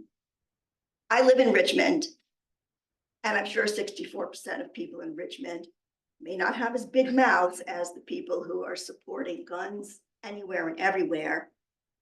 But I'm sure at least 64% would agree that a civilian should not have a weapon capable of mowing down dozens of people in a matter of minutes in their gun safe or laying around their house. Assault weapons are weapons of warfare and do not belong in the hands of civilians. And I know the chief probably doesn't want to comment, but what I have heard at testimony is police officers do not want civilians with easy access to assault weapons. And they're not for hunting. You can't use them for hunting. It's illegal to use them for hunting because you would end up with this big of a piece of a deer once you shot it. Thankfully, the House bill has passed already, and we await a vote this week on the Senate bill. Passage of these bills into law would protect Rhode Islanders by reducing the likelihood of mass shooting injuries and deaths via assault weapons. The Richmond Town Council needs to focus on issues that will improve our town's economic viability and community spirit, and to support common sense gun laws rather than tear them down with this harmful, divisive, and meaningless resolution. Voting against the assault weapons ban bill does not demonstrate a concern for keeping communities and children safe, promoting safety, or preventing violence. It indicates the exact opposite. And I have to say, I'm really disappointed that the 3 Democratic town council members are okay with this resolution, maybe not as how it's stated about the legality of it, but assault weapons should not be in civilian hands, and I apologize for my allergies. If you must pass a resolution, if that's your goal tonight, I suggest it be a resolution in recognition. Do you know what this month is? June is National Gun Violence Awareness Month. That would be a valuable resolution to pass, or at least to acknowledge the importance of gun violence awareness and how it affects every one of us. Thank you. Thank you. Anybody else would like to speak? All right. And we have 2 online. All right. After Julie will go online, then we'll shift back to in person. Julie with you, Richmond. I'll be very brief. There's a lot of arguments on both sides, but the basic fact is this law as written does not describe an assault weapon. It describes a lot of legally carried, legally purchased guns. And to pass this bill, the Rhode Island would criminalize a lot of citizens that have them legally, use them legally. And I think it's just bogus. If this bill were accurate in what it says and did include only assault weapons, that may be a different story. But as written, it does not. Thank you. Thank you. Aaron, you want to give permission to somebody online, please?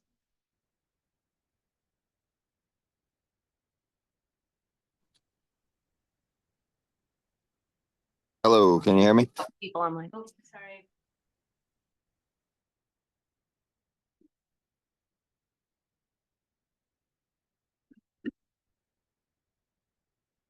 Gary Parker, you should have permissions.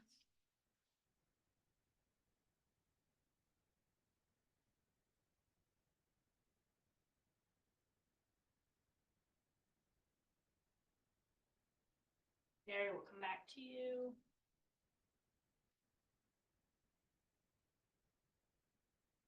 Gary, we'll come back to you just in case you didn't hear her.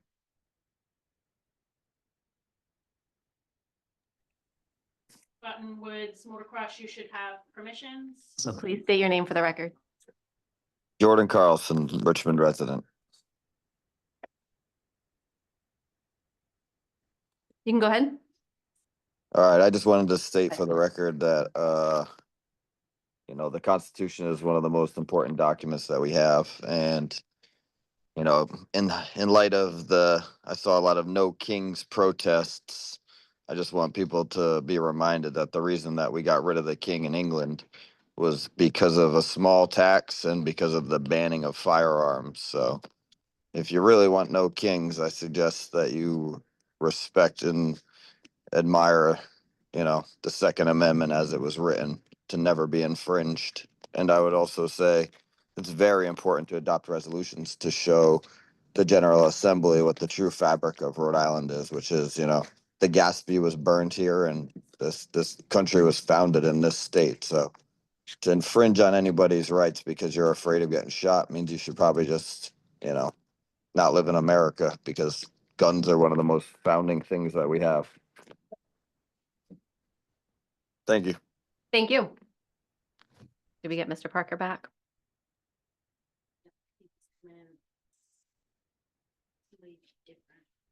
GEWP, should have permissions.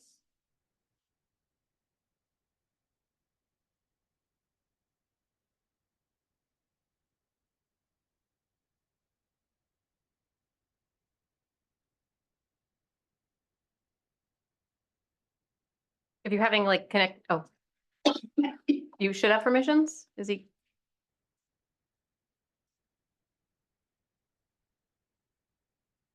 was gonna say if he's having connectivity issues, he can call in too. Gary, I'll prompt you to unmute, and so just respond to that. Did it come up?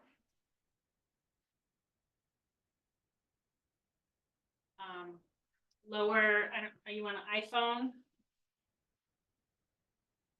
Hit,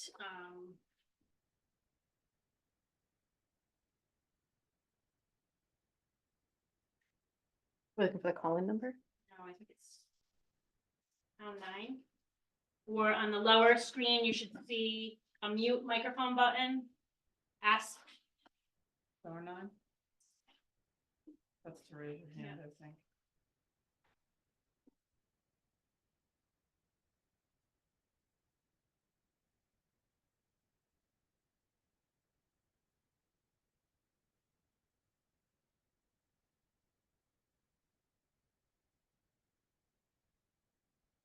Put the phone number in the chat box, but may it not get kicked out. No. I'm really still glad we allow the accessibility of this option, even when it fails. So Gary, you're on an iPad. I can see you. Okay.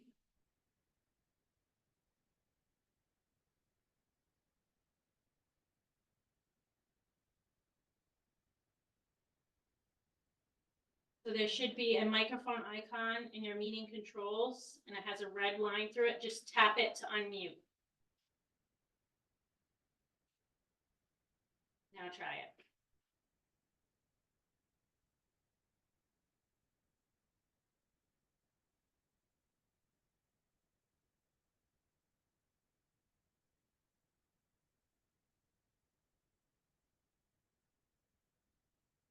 Gary, now tap it one more time.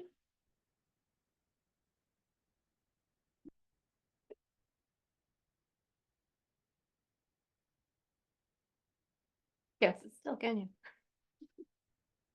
Just kidding. I was just teasing you from. Gary, do you want to chat and I can read it? Okay.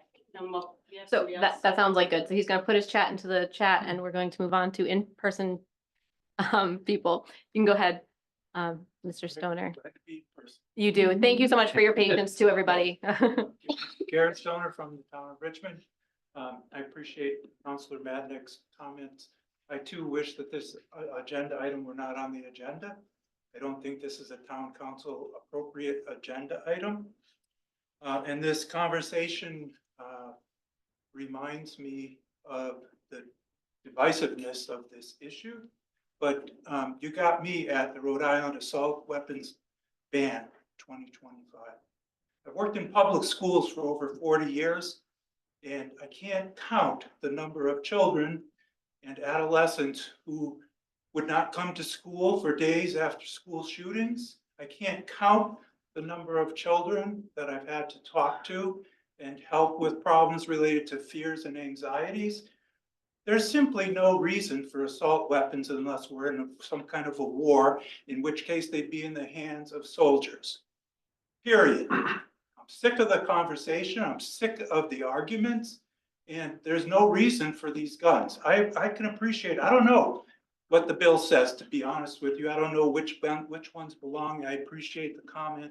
I can't speak to that, but I'm kind of sick and tired of people being killed by assault weapons in this country. And, and this issue is too divisive, but at the same time, we have to start somewhere. And we're not doing anything. We're not moving forward. We just continue to, look at it and kind of with awe, you know. There was speaking of no kings, a woman was walking around with a sign at the No Kings protest in Providence on Saturday, and it said, if you don't like abortion, look away and ignore it, just like you ignore school shootings. Okay, that's what we're doing. We ignore school shootings. They largely take place with assault weapons, and there's nothing you can say that can justify them. So if you approve this, take my name off the town of Richmond residents, because you're not representing me in doing so. Thank you. Thank you. Did we have anybody else in person? We're online.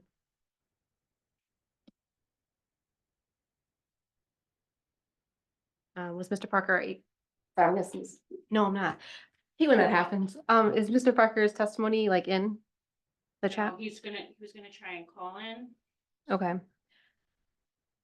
I feel bad because I know he was the resident who asked us to put this on the agenda. And he mentioned after the last meeting that he may be away and we'll try to Zoom us, but we may have to take his written word and put it on the communication section of the next agenda because I don't want to tie up too much time.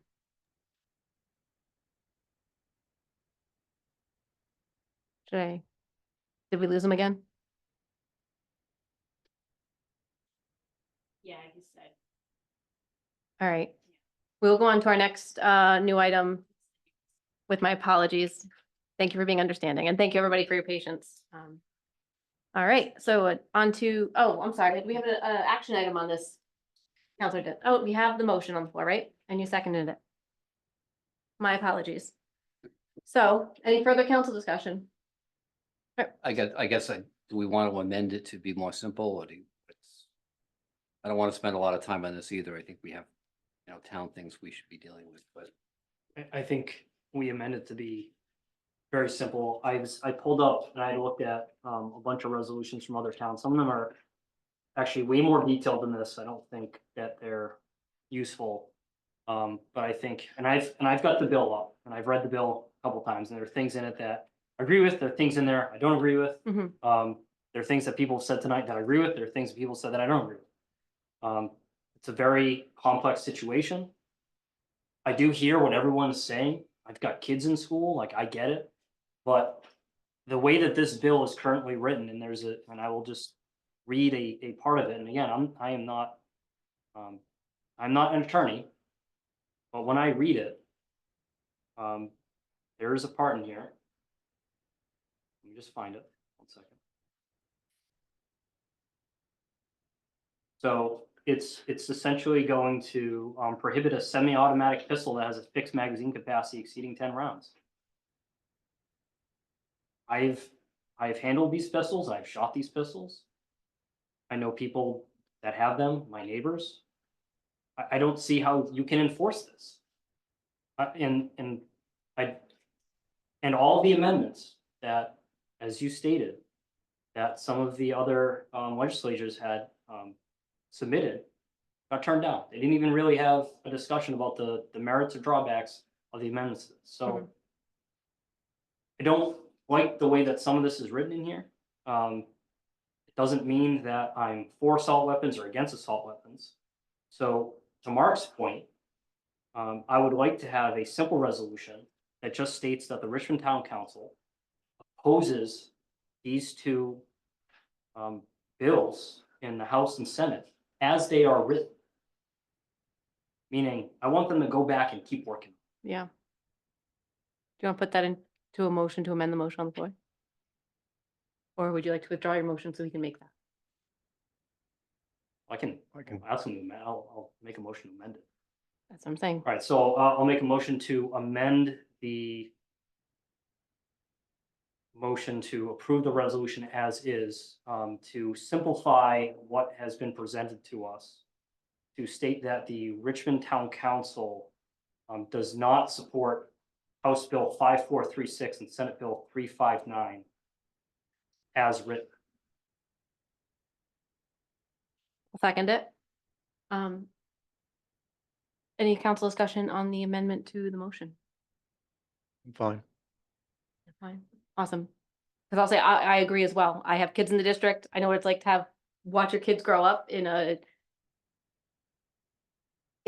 area where they're having lockdowns all the time. We want to stop that. We want to have our schools be safe, but I agree that this bill's overreaching and it's not well defined. And that example you gave was perfect. Thank you for giving it. Cause like I said, I don't know enough about guns to know the specifics of which are and aren't, but as I'm learning, which I think we all should be open to learning, as I'm learning about it, I'm like, this is just what our neighbors have. This is just what average citizens have. And I just don't think that it should be taken away. And I think that they should have more of a conversation up at the State House and not even consider the resolutions this year. There wasn't much opposition to, like, it stated reasons as to why they opposed those amendments. Nobody stood up that I saw on the Senate floor or the House floor and said anything. So I agree. So anybody else? We'll go for our roll call vote. Counselor Dinsmore? Yes. Madnick? Yes. Reynolds? Yes. And Wilcox, yes. So now we have our amended motion on the floor and we'll go to vote for that. How do you vote, Counselor Dinsmore? Yes. Madnick? Yes. Reynolds? Yes. And Wilcox, yes. All right. So we will go on to discussion and consideration of a zone change for residential, from residential zone to public and governmental hub at 4 Richmond Townhouse Road. And authorization for the clerk to advertise for public hearing. So can I please have a motion to authorize the town clerk to advertise this for a public hearing? So moved. Second. Awesome. I believe we talked about this in the past. I'm just gonna give a brief update. I think it was this council, where we want to change the property across the street from residential to governmental because we own it and we're doing work to it. And there's some other reasons I believe as well. Let us know if you have questions and we'll bring it up at the public hearing. So we'll go for our roll call vote. If there's no further council discussion. Counselor Dinsmore? Yes. Madnick? Yes. Reynolds? Yes. And Wilcox, yes. All right, request of Counselor Madnick for discussion to create and install permanent signs at the Richmond Transfer Station recycling area. I would request and make a motion that we move this to the July meeting. I would like to have this discussion while Councilman Parmigiano is here, since he's been kind of leading this effort. I will add that this came out of my own experience at the transfer station. When I went and I saw a full hose reel, like the reel and the hose, sitting on top of one of the recycling bins. And I was like, that's gonna get rejected. And that's gonna be, I don't know, $500 for the town. And the numbers, I think, last I knew were $1,500 in the first quarter.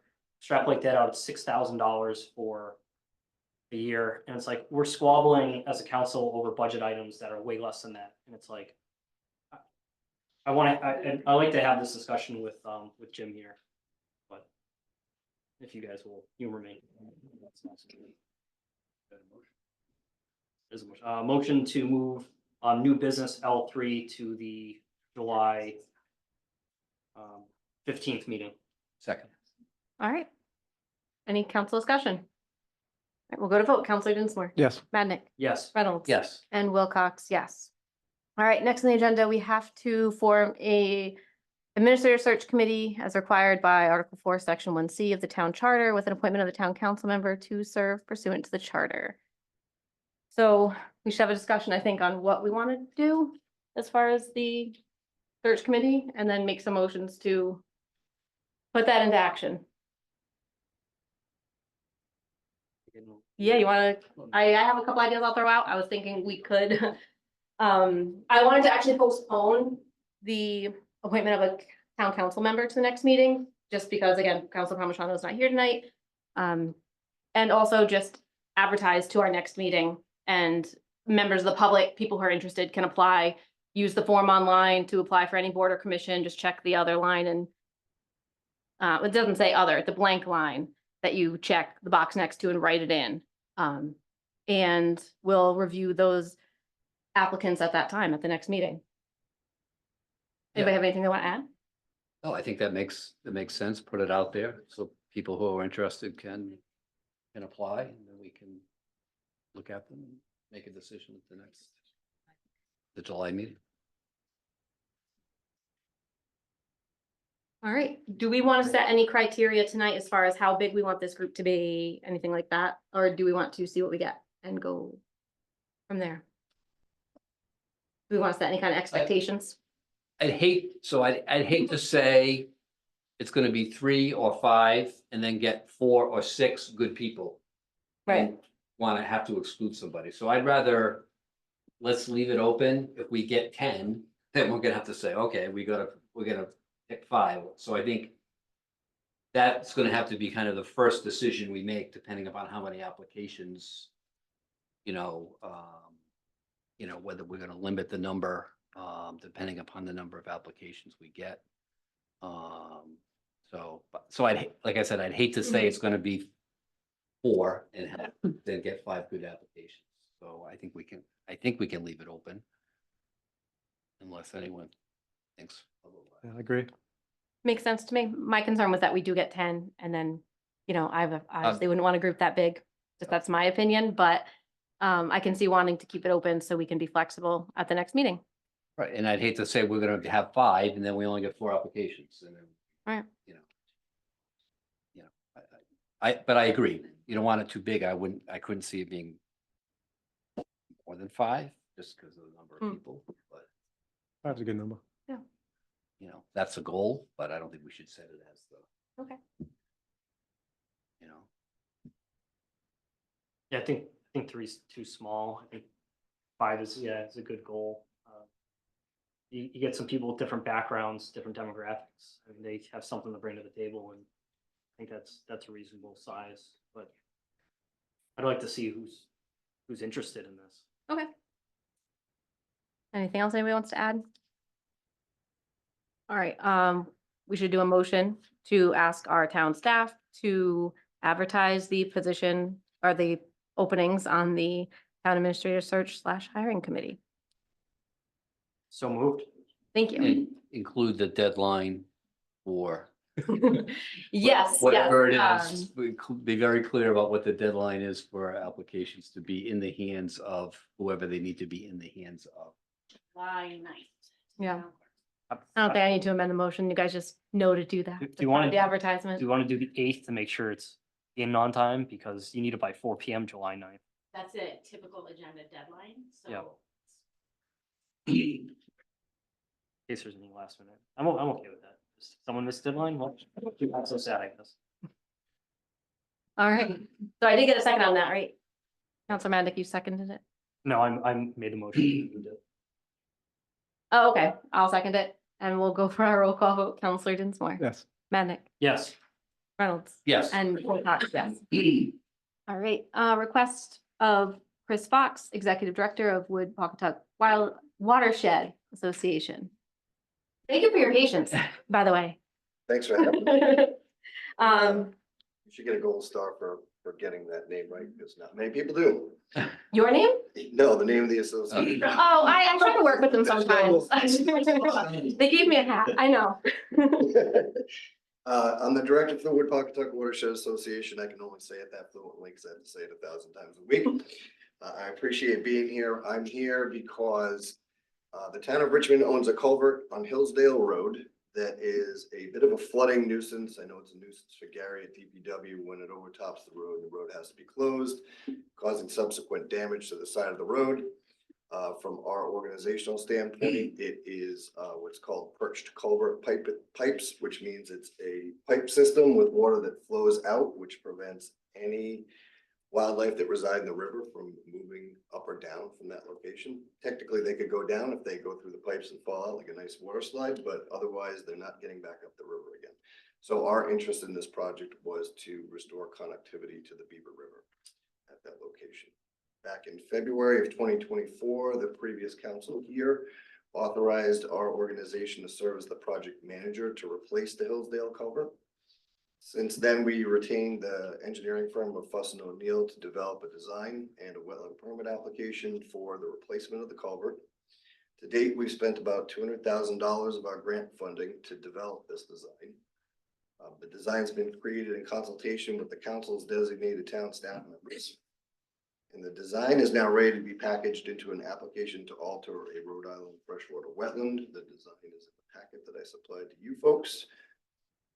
As the property owner, only the town can sign and submit the application. This is one of the few places in the project where I can't represent you. So I'm here tonight simply to secure the council's approval of the submission of the wetlands permit application and to designate a staffer to sign the application on the town's behalf. I think in my request, I put Karen down as the person to designate, but that would, or really. So it might be prudent to either not designate a specific person or designate maybe somebody other than the town administrator, because we're expecting submission to happen sometime in the next 30 days. I'm not sure when Karen's last day is, but hopefully we can get in the door before she goes, but I'm not exactly sure we'll be able to do that. Okay. So when we do a motion, we usually authorize you to sign. We can just skip that part and I can sign, right? That might be cleaner just because there's a lot of moving parts. All right. All right. Do we have any motions to throw on the floor?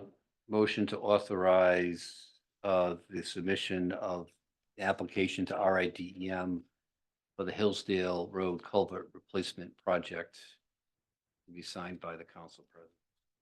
Second. All right. Any further council discussion or questions on this? Yeah, one, just, Sure. maybe this is out of bounds and you can correct me, but do we know the timeline, and then is Hillsdale gonna be shut down while this is replaced? Yes. So we have not secured construction funding yet. The anticipation is construction funding is based on a competitive bidding process. It's probably gonna be somewhere between 800,000 and $1 million. If I can raise $1 million on behalf of the town of Richmond between now and July 1st of 26, we hope to start construction in July of 26. It's being carefully planned such that road closure would not occur during the school year, so we wouldn't affect bus routes. Road closure would be for approximately 4 to 8 weeks, depending on weather. And it would be posted on the road months in advance that the project is coming, the road closure is happening, and there will also be a provision for traffic to U-turn and turn around when met with that closure. And obviously, we'll be working with fire chiefs, making sure everybody's aware of the closure and alternate routes for responding to emergencies. And sometimes when there's closures, it ends up on Notify Me, which I love to plug when I can and tell people to go online and sign up for Notify Me. It's super easy. Any other questions? All right, so we'll go for our roll call vote. Counselor Dinsmore, Yes. Madnick, Yes. Reynolds. Yes. And Wilcox, yes. Thank you again so much for your help Thank you. and Thank you, securing that Chris. for the town. Right, thank you. Thank you. All right, so we have communications, petitions, proclamations, and resolutions. We have motion 5. Well, does anybody have anything to pull first? I'm sorry. All right, Motion to file. Second? all right, go for our vote. Counselor Dinsmore, Yes. Madnick, Yes. Reynolds, Yes. and Wilcox, yes. All right, now we're going on to executive session. Motion. My turn. Yeah. Motion to move into executive session pursuant to RI General Laws 42-46 5A2 regarding litigation 36 and 37 Wood Road boundary dispute, and pursuant to General Laws 42-46 5A5 regarding potential acquisition of real property. Second. All right, we go for a roll call vote. Counselor Dinsmore. Yes. Madnick, Yes. Reynolds, Yes. and Wilcox, yes. That was some nice timing on your end. Yeah. That was good.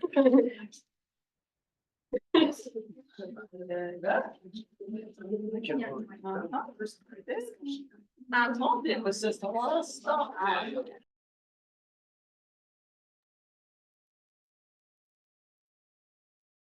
You're good? Thank you. Can we please have a motion to exit executive session? Motion to exit executive session. Second. Motion and a second. How do you vote, Counselor Dinsmore? Yes. Madnick, Yes. Reynolds? Yes. And Wilcox, yes. Motion to, can I please have a motion to seal the minutes of our executive session? Motion to seal the minutes of executive session. Second. Okay, Counselor Dinsmore, how do you vote? Yes. Madnick? Yes.